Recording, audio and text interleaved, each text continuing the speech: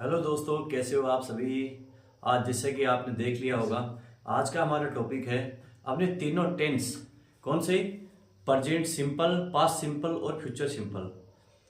चाहे 10th class के विद्यार्थी हों, चाहे 11th क्लास के विद्यार्थी हों, चाहे कोई भी कंपटीशन लेवल का एग्जाम्स हो, इनको एक बार सीख लिया ना, मैं गारंटी देता हूं इसके अलावा आपको कुछ देखने की भी जरूरत नहीं है। ये तीन टेंस यदि आपके आए तो करेक्ट जाएंगे इनमें से।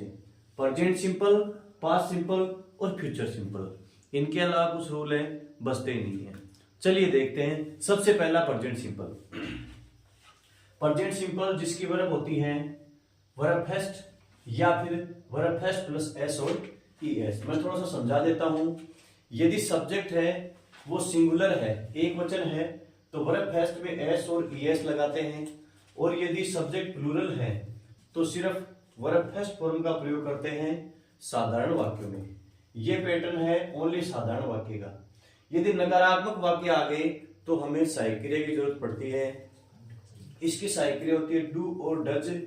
और नकारात्मक वाक्य है तो नोट लगाना पड़ेगा और वर्ब फेस्ट का प्रयोग हम इसमें करते ही हैं।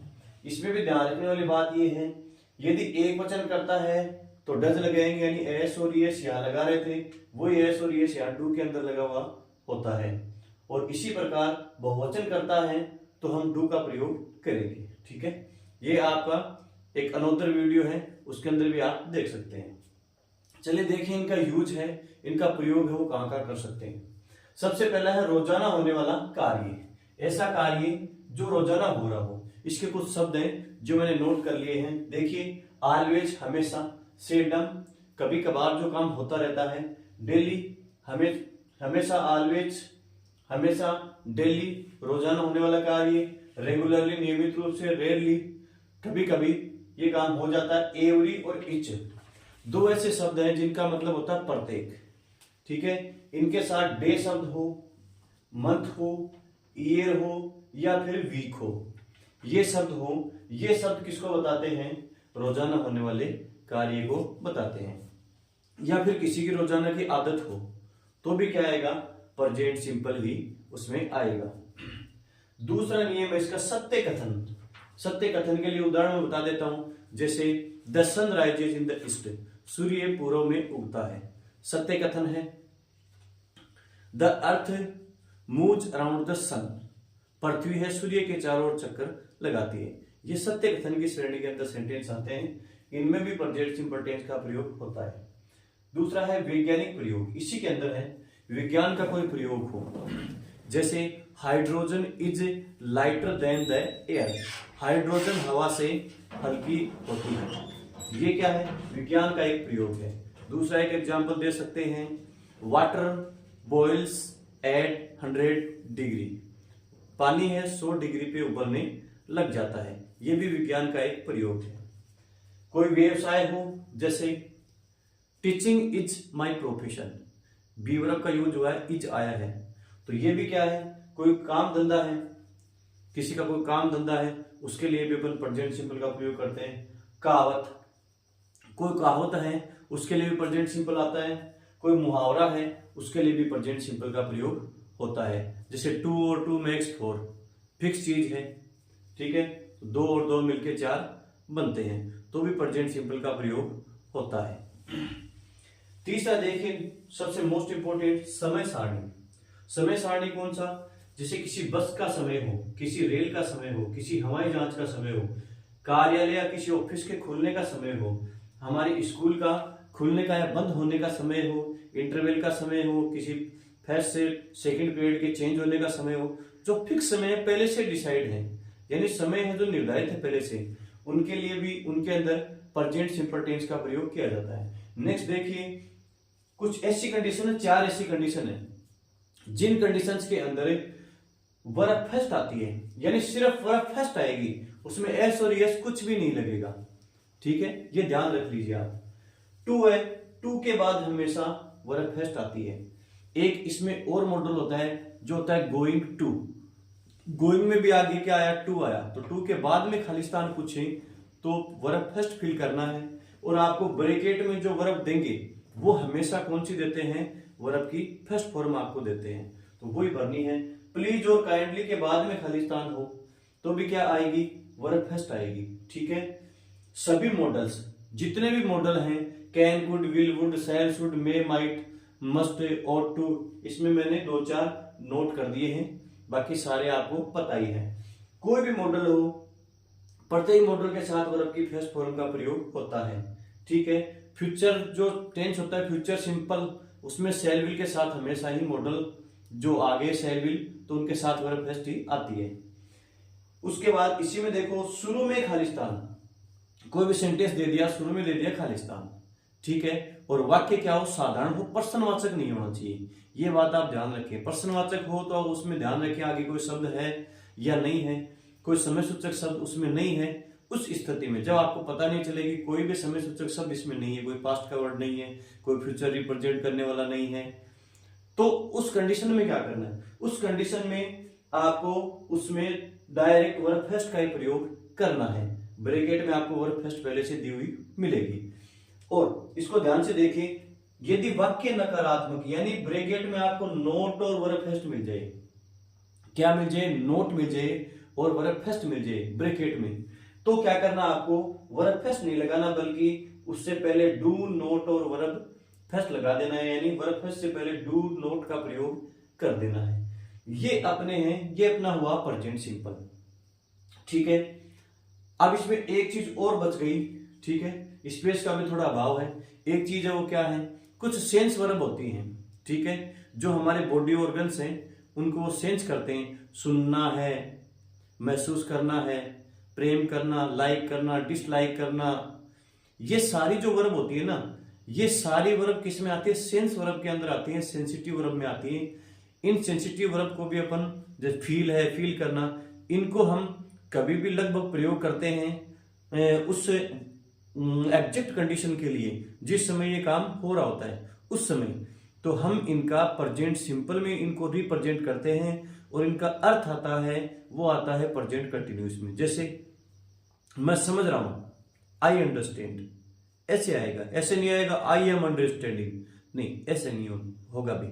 ठीक है, तो ये बात आप समझ लीजिए। हालांकि सेंस वर्ब है, मुश्किल से कोई पूछे तो पूछ सकते हैं, हालांकि ये जो नियम है इससे अलावा, इससे आउट नहीं पूछते हैं। कितनी बड़ी एग्जाम हो जिसमें इंग्लिश सब्जेक्ट है, जिसमें कोई टेंस आ रहा है, तो उसके अंदर प्रेजेंट टेंस में से कोई पूछेंगे, प्रेजेंट सिंपल में से कोई पूछेंगे, इसके अलावा नहीं पूछेंगे। ठीक है, दूसरा देखो, past simple. Past simple tense की वैसे वर्ब होती है सेकंड फॉर्म, साधारण वाक्य में वर्ब सेकंड फॉर्म का प्रयोग करते हैं। प्रश्नवाचक या नकारात्मक वाक्य होते हैं, उसमें सहायक क्रिया की जरूरत पड़ती है, वो इसकी होती है डिड। अब देखो डिड क्या होती है, सेकंड फॉर्म होती है, तो जो वर्ब सेकंड का काम हो किसने कर दिया, डिड ने कर दिया, सहायक क्रिया ने कर दिया। ठीक है, नकारात्मक है तो नोट आ गया, नकारात्मक नहीं है तो डिड सहायक क्रिया रह जाएगी प्रश्नवाचक में और वर्ब फर्स्ट आ जाएगी। ठीक है, देखो वर्ब सेकंड यहां आ गई है तो यहां फिर से वर्ब सेकंड नहीं लगानी, डिड आने के बाद में, हमेशा ध्यान में रखें वर्ब फर्स्ट आएगी। अब देखो इसका प्रयोग कहां होता है, वो देखो, भूतकाल के कार्य, कोई भी ऐसे शब्द जो भूतकाल के किसी कार्य को रिप्रेजेंट कर रहे हो, वो कौन से शब्द है, यस्टरडे यानी बीता हुआ कल, अगो पहले, one day, once, a few days ago, इसमें अगो भी आ गया, ए फ्यू मोमेंट अगो ऐसे भी दे सकते हैं, इन द पास्ट यानी बीते हुए समय में, प्रीवियस अब से पहले, ठीक है, previous day, previous week, previous year ऐसे दे सकते हैं। इन 1947 मैंने ये उदाहरण के तौर पे लिखा है, इसका मतलब है कि इन के बाद इन कोई प्रीपोजिशन हो और उसके बाद में आपको ऐसा समय मिले जो अब की यानी वर्तमान स्थिति से, ठीक है, चाहे वो आगे का समय है, आगे जैसे जैसे आगे समय बढ़ता जाएगा उस हिसाब से वो समय काउंट होता जाएगा, तो जो वर्तमान समय है उस वर्तमान समय से पहले का कोई डेट है, कोई सन है या किसी महीने की तारीख है, तो उसमें पास्ट सिंपल टेंस ही आएगा, वर्ब सेकंड आएगी। ठीक है, द अदर डे वाक्य में मिल जाता है तो भी पास्ट सिंपल आएगा। ठीक है, अब देखिए दूसरा इसका प्रयोग क्या है, पास्ट परफेक्ट टेंस के साथ। पास्ट परफेक्ट कौन सा होता है, हेड और वर्ब की थर्ड फॉर्म। ठीक है, देखिए कैसे, जिसमें बिफोर और आफ्टर से जुड़े हुए वाक्य मिलते हैं। ठीक है, और पास्ट परफेक्ट टेंस को पूछेंगे आपको तो इसी प्रकार का वाक्य देंगे। जैसे उदाहरण के तौर पे मैं बताना चाहूं, the train had gone before I reached the station. मेरे स्टेशन पहुंचने से पहले रेलगाड़ी जा चुकी थी। द पेशेंट, दूसरा एग्जाम्पल ले तो, the patient had died before the doctor केम। ठीक है, तो डॉक्टर साहब के आने से पहले रोगी मर चुका था। जो काम पहले पूरा हो गया उसमें तो पास्ट परफेक्ट का प्रयोग किया जाता है। जो काम उसके बाद में घटित हुआ उसके लिए पास्ट सिंपल का प्रयोग किया जाता है। बिफोर से जोड़ेंगे तो आप देखो ये वाक्य पूछेंगे तो इसमें ऐसा नहीं है कि आपको सिर्फ हेड वर्ब थर्ड वाला पूछ लें, दोनों टेंस है, दोनों ही रूल हैं, तो कोई सा भी पूछ सकते हैं। एक वक्त एक टेंस आपको जरूर देंगे उसमें और दूसरा आपको पूछेंगे। तो वर्ब सेकंड दे देंगे तो समझ जाना है परफेक्ट भरना है, और परफेक्ट दे देंगे हेड और वर्ब थर्ड दे देंगे तो आपको समझ जाना है कि सेकंड फॉर्म भरना है। आई होप ये समझ में आ गया होगा। ठीक है, ये आफ्टर आ गया तो ये पास्ट सेकंड पास्ट सिंपल है, इधर आ जाएगा, परफेक्ट उधर चला जाएगा। ठीक है, ओके। अब फ्यूचर सिंपल को देखते हैं। देखो फ्यूचर सिंपल का क्या पहचान होता है इंग्लिश में, शैल, विल और वर्ब की फर्स्ट फॉर्म। जैसा कि मैंने पहले बता दिया था कि मॉडल आते हैं तो मॉडल के साथ हमेशा वर्ब की फर्स्ट फॉर्म का प्रयोग किया जाता है। देखो, और नोट लगाते हैं तो शैल का बनता है सेंट। ठीक है, सेंट वो वाला नहीं है आप जो यूज कर रहे हैं छिड़कने वाला, है ना, सुगंध वाला, वो सेंट नहीं है। यहाँ शैल के साथ नोट मिला हुआ सेंट है। विल के अंदर नोट मिलाएंगे तो वोंट बनेगा। ठीक है, और वर्ब फर्स्ट है, शॉर्ट फॉर्म है। ठीक है, भविष्य का कोई सामान्य कार्य, ऐसा कार्य जो कब होगा, भविष्य के अंदर होगा, लेकिन उसकी सामान्य कोई सूचना है। ठीक है, जैसे टुमारो शब्द आ जाए, द कमिंग डे आ जाए, यानी वो सामान्य सूचना को बताने वाले शब्द होते हैं। हालांकि ये शब्द हैं वो किसी फिक्स प्रयोजन या प्रोग्राम के लिए भी आ सकते हैं, वो हम इसमें आगे पढ़ेंगे। उसमें क्या करेंगे, coming day, the following day, day की जगह द फॉलोइंग मंथ भी आ सकता है, फॉलोइंग वीक भी आ सकता है, फॉलोइंग ईयर भी आ सकता है, द नेक्स्ट डे, डे भी आ सकता है, मंथ, ईयर, वीक ये आ सकते हैं। ठीक है, अब देखो नोट, देखो नोट का मतलब ये बात पक्की ध्यान रखनी है, स्पेशल बात है, याद रखने लायक बात है। पहले से निर्धारित भविष्य में होने वाले कार्यक्रम या फिर पहले से निर्धारित भविष्य में होने वाले बड़े लोगों या नेताओं के कार्यक्रम हो तो कौन सा टेंस का प्रयोग करते हैं। देखो प्रेजेंट सिंपल हमने सीख लिया ना, इसी का प्रयोग करते हैं।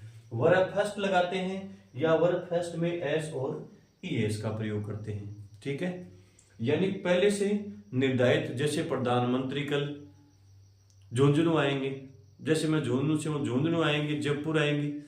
ठीक है, the prime minister comes to Jhunjhunu tomorrow, उसमें टुमारो मिलेगा, नेक्स्ट डे भी मिल सकता है।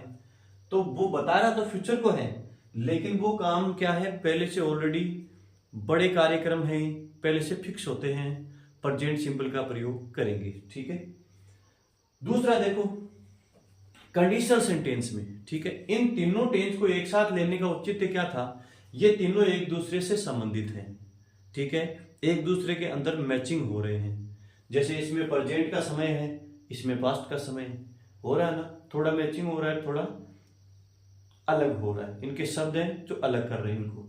ठीक है, भविष्य के कार्यक्रम के लिए ये भी आता है, फिक्स कार्यक्रम हो तो प्रेजेंट सिंपल आता है। ठीक है, अब देखो कंडीशनल सेंटेंस, ऐसे वाक्य, ठीक है, जिनमें कोई कंडीशंस होते हैं, इफ से शुरू होने वाले वाक्य। तो इफ का हमेशा ध्यान में रखें, इफ से शुरू होने वाले कंडीशनल वाक्यों में यदि एक वाक्य में, देखो यहां, यदि एक वाक्य में आपको प्रेजेंट सिंपल टेंस मिले, वर्ब फर्स्ट के साथ एस और एस, ये प्रेजेंट सिंपल है, इफ के जस्ट बाद में, ठीक है, कोमा, तो दूसरे वाक्य इसमें बीच में यहाँ सब्जेक्ट मिलेंगे, यहाँ सब्जेक्ट मिलेंगे, इसके आगे अदर कुछ वर्ड ऑब्जेक्ट वगैरह कुछ मिल सकता है। ठीक है, लिखा हुआ, इससे पहले सब्जेक्ट मिलेगा, कोमा से, कोमा के बाद में। ठीक है, इस टेंस से पहले। तो ध्यान में रखें, मेरा कहने का मतलब है कि दूसरे वाक्य में, कोमा के बाद वाले वाक्य में शैल और विल में से एक और वर्ब फर्स्ट फॉर्म का प्रयोग करेंगे। शेल विल किसके साथ, शेल विल का थोड़ा यूज समझ लो। यदि आई और वी सब्जेक्ट है, ठीक है, यदि सब्जेक्ट क्या है, आई और वी है, तब तो शेल लगाएंगे, और आई और वी नहीं है तो क्या लगाएंगे, विल का प्रयोग करेंगे, ठीक है। अब देखो, इफ वर्ब फर्स्ट में एस और यस प्रेजेंट सिंपल है, इफ के बाद मिलेगा जस्ट। आगे वाला वाक्य देखो, इफ के बाद बीच में से इफ में से जोड़ दिया, बीच में से जोड़ दिया, आगे वर्ब फर्स्ट और वर्ब फर्स्ट में एस और यस मिले, तो आपको घबराना नहीं है कि इसमें इधर दे दिया तो फ्यूचर किधर लगाएंगे, तो इधर मिलेगा, इधर पूछेंगे तो फ्यूचर लगाना है। ऐसा भी दे देते हैं, कई बार फ्यूचर दे देते हैं, प्रेजेंट सिंपल पूछ लेते हैं, ठीक है।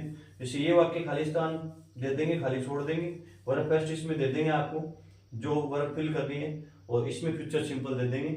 वाक्य शुरू हो रहा है इफ से, या फिर इफ से वाक्य जुड़ा हुआ है, तो उस कंडीशन में दोनों में कॉम्बिनेशन है, प्रेजेंट सिंपल और फ्यूचर सिंपल के अंदर। एक में प्रेजेंट सिंपल आ रहा है तो दूसरे में फ्यूचर सिंपल।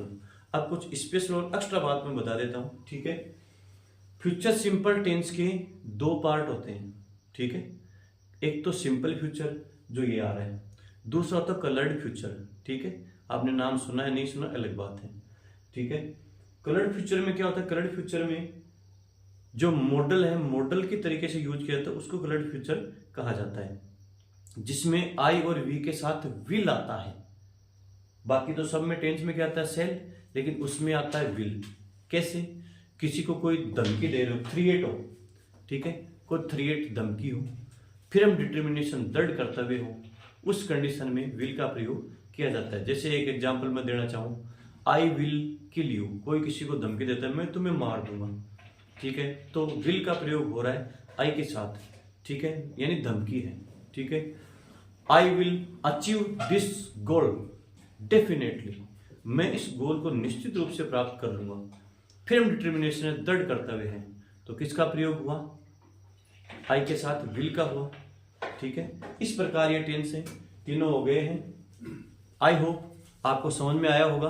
वीडियो को ज़्यादा से ज़्यादा शेयर करें, अपने जो भी दोस्त हैं, रिश्तेदार हैं, जो पढ़ने वाले हैं, उनको ये भेजें वीडियो, और ध्यान रखें सबसे ज़्यादा सब्सक्राइब करें, जितने कर सकते हैं उतने करें, और ऐसे प्यार देते रहें। Thank you very much.